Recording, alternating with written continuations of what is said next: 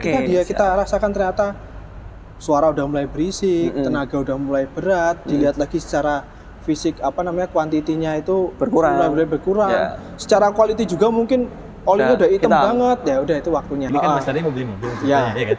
Nah, berarti Pak Haris itu tahu, nih mobil Mas Hardi ini olinya udah mulai kurang. Nah, sebenarnya kalau teknologi Bluelink itu kita akan diberitahu melalui sensor. Oke, betul. Jadi jika di dalam oli itu ada sensornya dan itu muncul DTC di kendaraan, DTC itu akan dikirim ke saya. Gitu. Mantap. Atau kita butuh ambulan SOS, kita butuh layanan yang menyangkut keselamatan, itu SOS.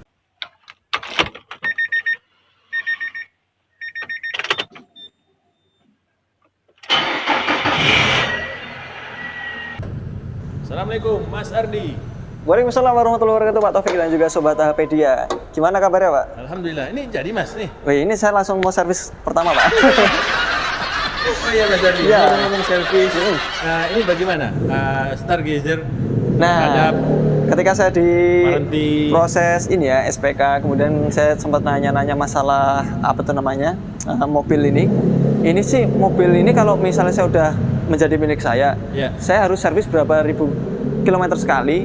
Nah, itu kan tiap-tiap pabrikan kan pasti kan beda-beda. Tiap-tiap merek beda-beda. Nah, kalau untuk yang Stargazer ini dia termasuk sampai ke ini Pak, perawatan berkala, oli mesin, filter oli itu ditanggung oleh pihak Hyundai sampai dengan kalau nggak salah nih ya 100.000 kilometer. 100.000 kilometer. Oke, kita misalnya mungkin saya salah Pak. Kita tanya saja sama workshop head atau workshop manajernya dengan Pak Haris. Halo Mas. Pak Haris adalah rekan saya dulu Pak waktu di sana. Oke, jadi gini Pak Haris, misalnya saya udah ngambil mobil ini Pak Haris. Nah, sebagai pengguna tentu kita memerlukan namanya maintenance supaya mobil ini jangan tahu-tahu mogok di jalan seperti itu. Makanya kan hal tersebut kan harus di-maintain. Apalagi vlog kita ini memang berhubungan sekali dengan yang namanya servis Pak. Nah, kita akan tanyakan nih, sebenarnya mobil ini diservis berapa kilometer sekali, kemudian apa saja, kan ada nih garansinya nih, apa saja yang digaransikan dan juga yang gratis sampai dengan 100.000 kilometer. Oke, thank you Mas Ardi ya. Kalau untuk mobil kereta ini, untuk servis pertama sama seperti mobil-mobil yang lain menurut saya dia ada servis 1000 km pertama. Jadi di servis 1000 km pertama itu kita kayak QC lah. QC kendaraan ini setelah dipakai customer, ibaratnya masa in Ryan lah. Masa in Ryan kondisinya bagus atau enggak, bisa ada trouble pun biasanya di 1000 km pertama akan terdetek. Gitu ya? Pasti akan terdetek ke record ya? Pertama ya, karena penggunaannya kan kita pasti minta Pak sebulan jangan sampai lebih dari sebulan atau 1000 km gitu kan, otomatis di awal-awal penggunaan dia pasti akan sering digunakan, kemudian mesin sering hidup, kemudian semua tombol-tombol atau instrumental itu sering dipakai, jadi kita akan lebih tahu customer merasa kesulitan nggak sih dalam penggunaannya, ada yang aneh nggak sih gitu kan, sehingga di 1000 km itu kita akan melakukan pengecekan ulang. Nah, setelah servis 1000 itu kita tunggu lagi customer tuh di servis 15.000. 1.000 ke 15.000? 14.000, maksudnya 15.000 itu dari pertama beli atau setelah 1.000? Dari pertama beli. Oke, berarti 14.000 kilometer kemudian. Kilometer di 15.000 lah. Atau 1 tahun setelah terdelivery ke customer. Oke, siap. Jadi kalau mana yang tercapai lebih dulu antara waktu dengan kilometer ya? Berikut dengan yang tadi 1.000 kilometer Pak Taufik. Mungkin belum sampai 1.000 kilometer tapi udah 1 bulan. Tetap harus dilakukan inspeksi seperti itu. Karena 1.000 km itu ibaratnya kita melakukan pendaftaran warantinya biar warantinya start. Siap. Ya, jadi jangan sampai gara-gara nggak servis 1000 nanti warantinya nggak bisa terstart, nggak bisa dimulai, sehingga ketika ada kendala di kilometer 15 atau 20 itu nggak bisa diklaim waranti. Ibaratnya orang pertama masuk sekolah daftar dulu Pak.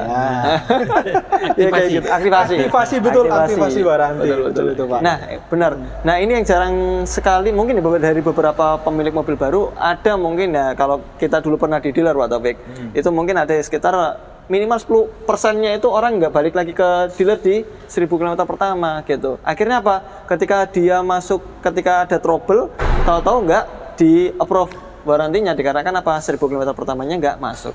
Seperti itu Pak, kurang lebihnya. Betul sekali ya Mas Ardi. Nah, jadi 15.000 km? Nanti di 15.000 km kita akan melakukan general check up gitu kan. Termasuk ada penggantian juga filter oli, oli mesin dan juga filter udara. Oke, Gitu. Jadi di 15.000 kita dan part-part terutama 3 part itu ya, itu yang akan kita free-kan ke customer. Jadi termasuk selain free jasanya, oli, filter oli dan juga spare part-nya itu gratis. Tapi yang gratis itu adalah part untuk maintenance. Jadi kalau misalnya yang habis pakai kita nggak bisa cover. Oke, misalnya kayak kalau misalnya ini Stargazer, Pak, itu kan ada yang tipe manual ya. Kan biasa karena mobil ini sangat lembut sekali. Tadi saya menghidupkan mobil itu sangat lembut sekali, Pak. Dan mungkin teman-teman yang memakai Matic atau bukan manual itu nggak ada masalah. Tapi kalau dia pakai Matic manual, itu biasanya ngangkat koplingnya, kadang kakinya gandul, itu kadang-kadang kan habis, Pak. Dalam hitungan yang cukup cepat. Nah, itu tidak masuk ya berarti ya? Tidak masuk ke coverage warranty gitu, Pak. Termasuk kampas rem dan juga yang paling gampang itu wiper, Mas. Wiper. Karet wiper itu nggak wiper itu nggak masuk, nggak tercover. Jadi teman-teman masuk ke dealer, wah wiper saya jelek baru 10.000 km, nggak dapat. Nggak bisa gitu. Ya itu di luar. Jadi seperti itu. Nah nanti berarti hanya oli mesin, filter oli. Filter oli sama filter udara. Dan nanti setelah 15.000, customer kembali lagi ke 30.000. Oke. 30.000, jadi kelipatannya 15.000 ya Pak. 15.000 km. 15.000. Atau kalau bulannya 1 tahun? Bulannya 1 tahun. 1 tahun ya? Jadi servisnya 1 tahun sekali, Mas. Oh, enak banget Pak, 1 tahun sekali. Iya, karena mungkin sudah didampingi oleh aplikasi tadi itu Bluelink ya, yang tadi kita kan? Jadi sempat bicarakan. Pak Haris, itu tinggal tunggu aja. Ya. Ada remind nggak dari sistemnya nggak? Dari mobil. Ya, betul. Misalnya Pak, ini kan saya sebagai pengguna nih, saya mau ngecek mobil nih. Saya mau ngecek yang paling rutin harus dicek mandiri itu apa? Yang paling utama kalau untuk cek mandiri yaitu yang biasa air washer. Oh, washer ya? Oke, air washer. Ya, washer, kemudian air coolant. Air coolant. Jelas coolant itu kita bisa cek juga minyak rem.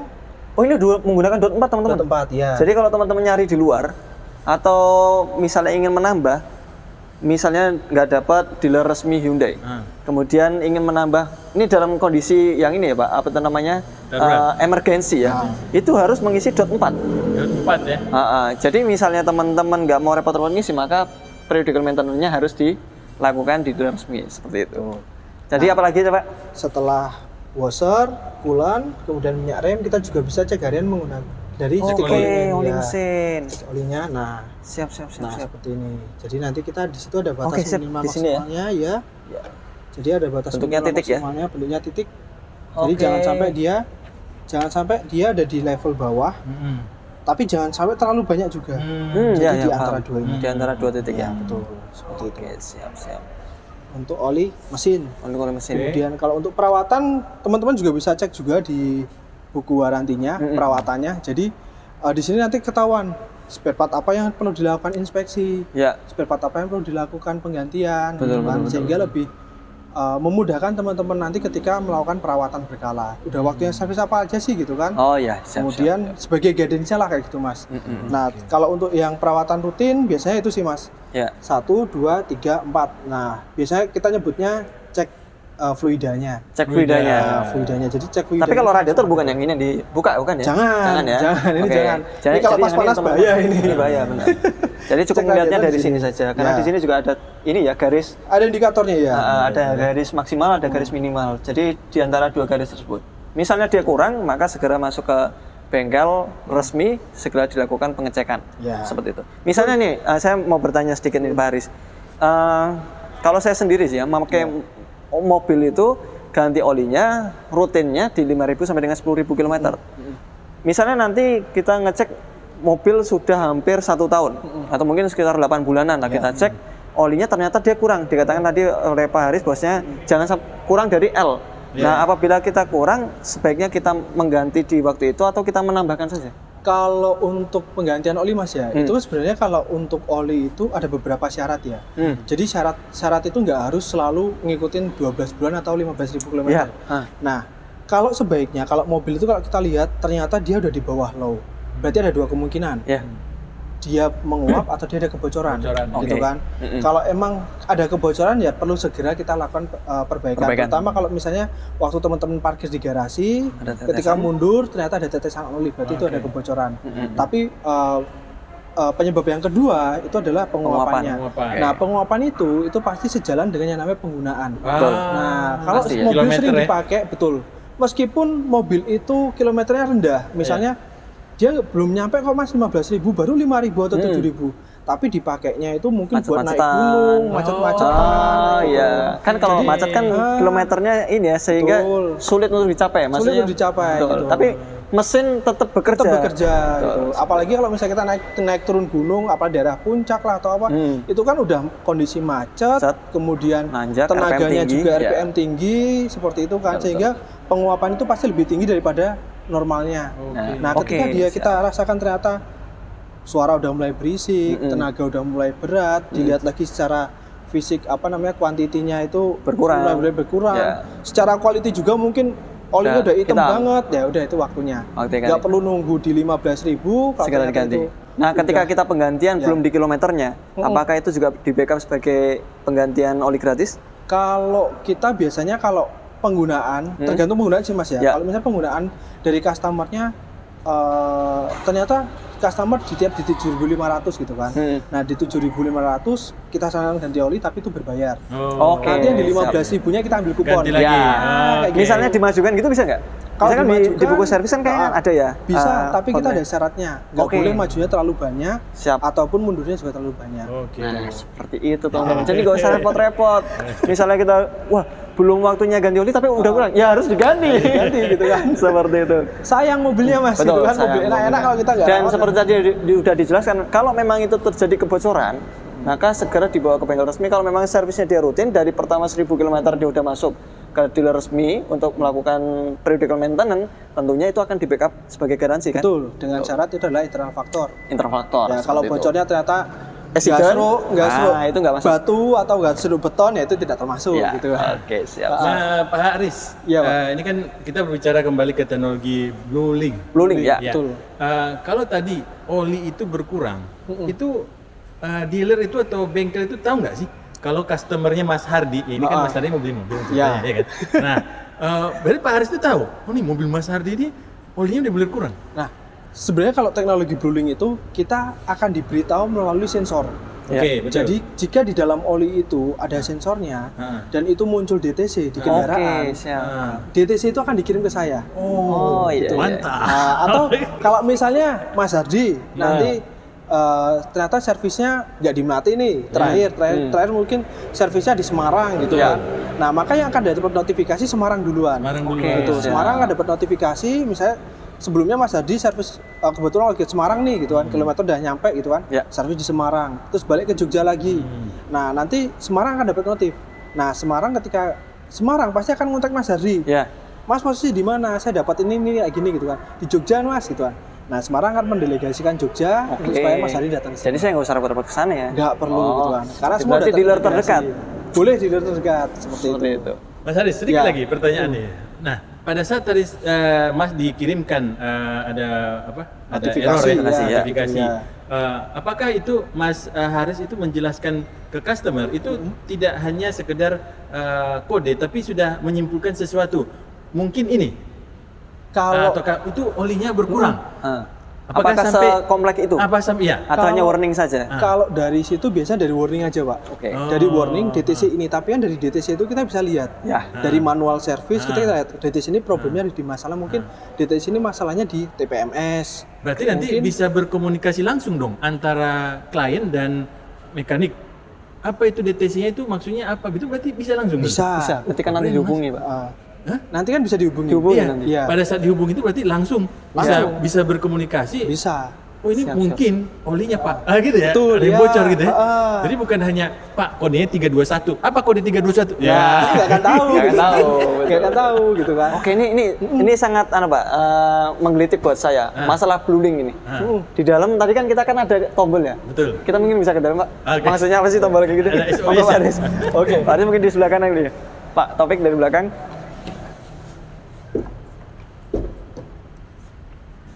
Nah, di sini nih ada dua tombol ya. Ini Blue Link sama SOS. Oke, tombol apa aja nih, Pak? Kalau sebenarnya kalau untuk SOS itu untuk kondisi darurat ya, Mas ya. Misalnya singkatan kondisinya misalnya mobilnya accident. Accident. Kecelakaan, butuh ambulan. Kita tekan SOS. Siap. Kita butuh ambulan SOS. Kita butuh layanan yang menyangkut keselamatan itu SOS. Oke, siap. Cuma kalau kendalanya misalnya kendala teknis, kita bisa pakai BlueLink-nya. Oh, misalnya siap. kita butuh mobilnya kehabisan bensin nih gitu kan. Atau mungkin bannya bocor. Banyak bocor. Bisa ya? Itu BlueLink kita pakainya. Kan kita misalnya ibu-ibu yang bawa, Pak. Bannya bocor.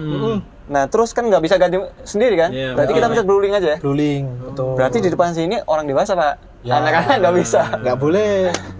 Dan juga ini kalau misalnya kepencet akan ada verifikasi dulu. Verifikasi. Oke, berarti verifikasi. Kepencet pun dia nggak akan langsung connect ke BlueLink-nya. Ya. Dia akan ditanyakan dulu keperluannya apa, baru nanti tersambungkan dengan CS-nya. Paham. Berarti ada ini dulu ya, verifikasi dulu ya. Betul. Jadi kalau misalnya terpencet pun nggak apa-apa. Nggak apa-apa ya. Gitu. Saya pikir dihubungi ya Mas ya? Dihubungin langsung, Pak. Jadi kalau orang-orang bilang kalau kereta ya, kita ngomong kereta. Kereta itu kan sebenarnya 5 baris. 5 seater. 5 penumpang. Ya. 5 penumpang. Sebenarnya itu adalah 5+1. Satunya adalah BlueLink. Oh. Iya. Berarti ini 6, 7, 8. 8 sama BlueLink. Oke, siap. Jadi kita punya asisten yang namanya BlueLink. Gitu. Oke. Ini sangat membantu sekali, teman-teman. Betul. Sangat membantu sekali. Dari sisi mekanik, Mas, bengkel lah. Ya. Dengan seperti ini, apa yang bisa Mas Hardi dan Pak Haris rasakan? Ada bantuan BlueLink seperti ini. Yang pertama, kalau saya dari sisi bengkel ya, ini sangat membantu ketika customer itu bingung menyampaikan, Mas, mobil saya kok ada notifikasi ya gitu kan. Oke. Nah, customer kan nggak akan muncul nih di dashboard kode sekian kan. Iya. Nah, kode trouble nggak akan tahu muncul. kan kita, yang tahu kan kita, sehingga kita bisa menjelaskan, Pak, mohon maaf itu kemarin misalnya bannya sempat berkurang ya tekanannya gitu kan. Saya dapat notifikasi, oh iya Mas gitu kan. Oke. Jadi kayak kita pesulap aja, kok Masnya tahu ya gitu kan. Nah, gitu kan. Kok Masnya tahu? Mobilnya ngasih tahu kayak kami, Pak, gitu kan. Atau ketika misalnya customer mengeluhkan, Mas, mil engine saya nyala gitu kan. Oh iya, kita udah dapat bocoran dulu lebih awal gitu kan. Di scan ternyata benar sama, ya udah, ini Pak penyakitnya seperti itu. Mungkin termasuk ini juga, Pak.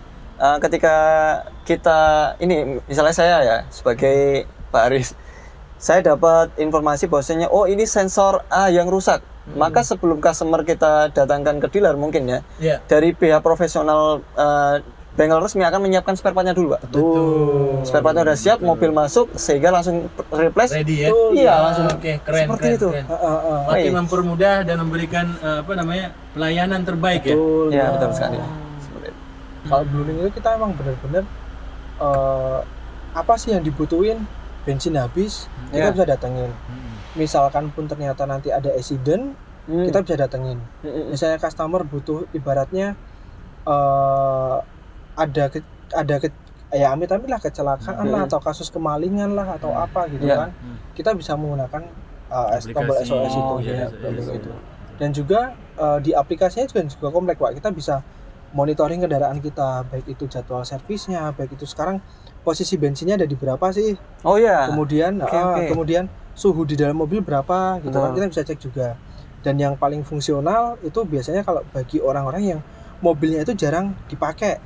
Biasanya kan mobil jarang dipakai kan jarang dipanasin. Betul. Aki ngedrop. Ngedrop. Nah, kalau kita pakai BlueLink kan kita bisa panasin dari jauh. Kita keluar dulu. Siap. Baik Pak Haris, Mas Hardi, kita melihat ini adalah mobil masa depan yang dimulai dari Hyundai di tahun 2022 ya. 2022. Dan ini menjadi mobil keluarga yang mungkin akan memberikan banyak manfaat dan kemudahan. Ya, baik itu kita sebagai pemilik dan sebagai teman-teman di mana? Bengkel. Di bengkel ya. Ya, seperti itu.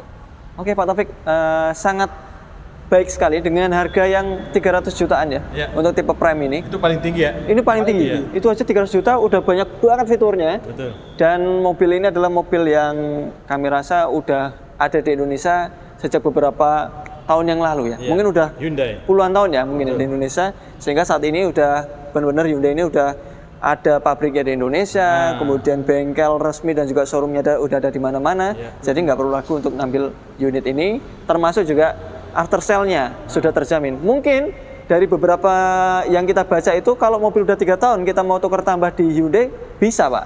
Bisa. Mungkin nanti bisa hubungin dengan sales ya. Oke. Terima kasih, semoga video ini bermanfaat. Terima kasih banyak Pak Aris. Thank you Mas.